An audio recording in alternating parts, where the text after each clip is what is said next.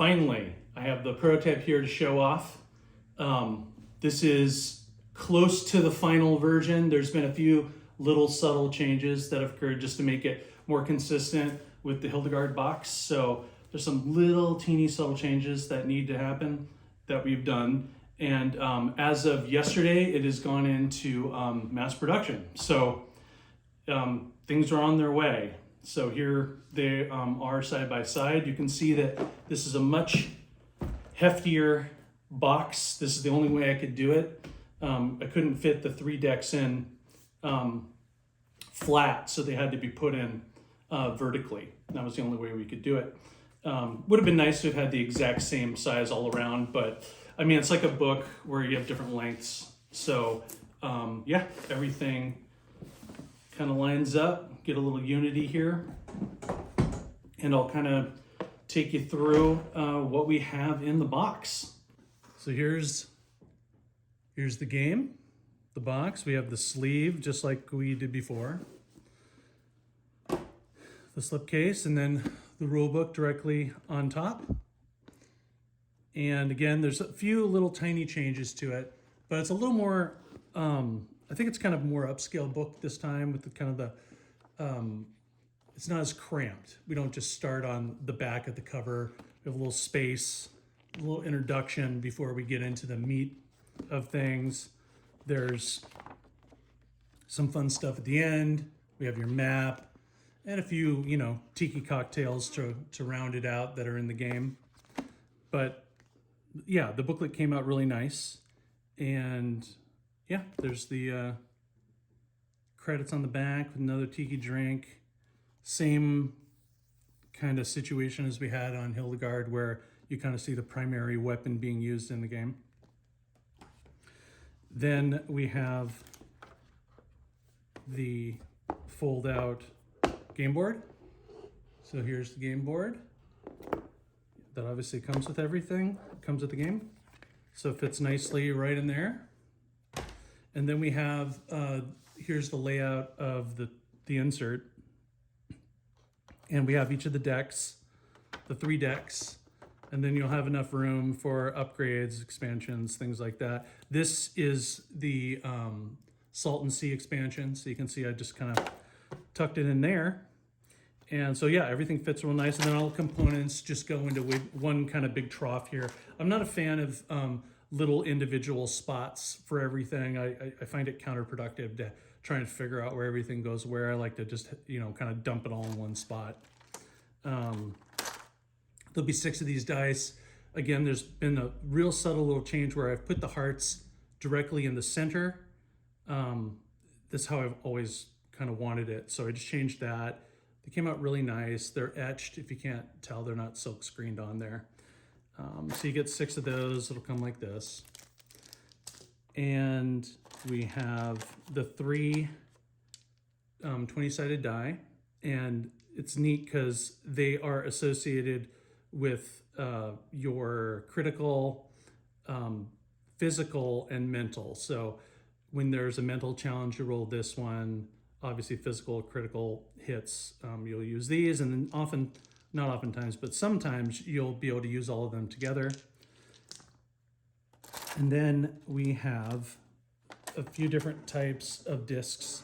So this disc will be used for your actions, and then when you've spent them, you'll just flip them over.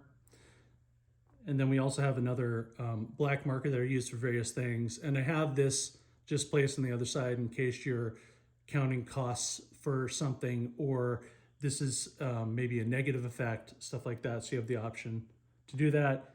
And then we have just some color-coded other ones for specific things in the game. One of them being mental bonuses, so you can, you know, things, we have color coordination that goes with certain attributes. Other than that, which is a Spire's End tradition, we have your cubes, just a different color this time. And there's only one color, so there won't be any confusion as to what goes where and when. And then we just have then we have the cards. So there it is. I put the playmat out here just so we can kind of see the difference in size.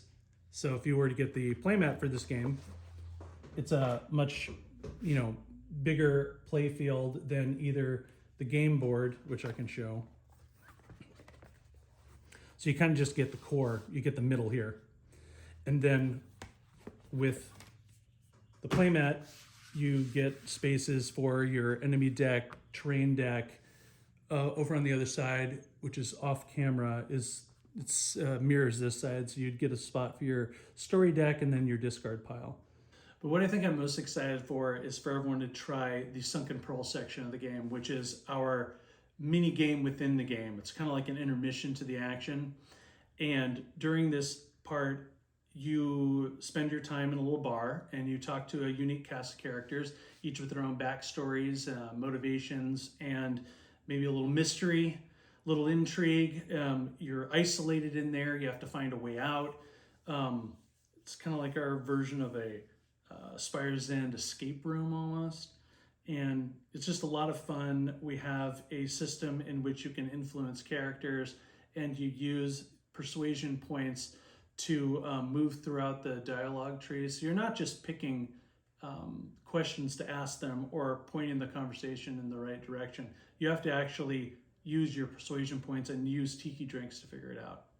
Anyhow, what I wanted to do was show you how it's all set up and take a closer look at the board. So here we are in the Sunken Pearl. We have our cast of characters and Rangitaki down here in the corner. And her objective is going to be to talk to these people, and then things should unfold naturally, whether it be about the main story, whether it be about a specific character. You'll each playthrough hopefully will have something different for you.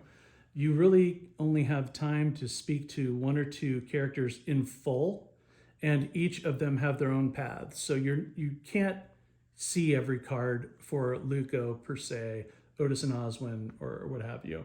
You're only going to get certain bits of it, but you're going to have action points that you can spend, and I'm going to be able to come up here, and if I wanted to speak to Cormac, I would just flip over his first card. And then I would come down to two questions that I could ask him. And you're going to have to drink drinks to get the points needed to continue on in the conversation. So I won't go over the details on how you do the drinks, the mechanics of it, but it's a simple roll system where for here, I would have to roll a 14 to get a lot of points. And then if you don't, you're going to have a fewer amount of points. Basically, this is measuring whether or not you get a strong drink, you get a strong chum chum, or you get a weak one. And even if you have a bad roll, you'll still be able to progress through the conversation. You just won't get as far. And there's more to it than that, because there's ways to influence the roll. You can, each card will have a personality trait on it. It'll show their mood. And dependent upon their mood, drinks, you'll have to choose what drink to use to accommodate them. And they're color coded. So a serious drink is black. So if he's in a serious mood or he's unhappy right now, a chum chum would be a good way to go. If, for example, let's see what we got here. The Makana Mama is a lighthearted drink, and it's more suited for somebody who's in a good mood.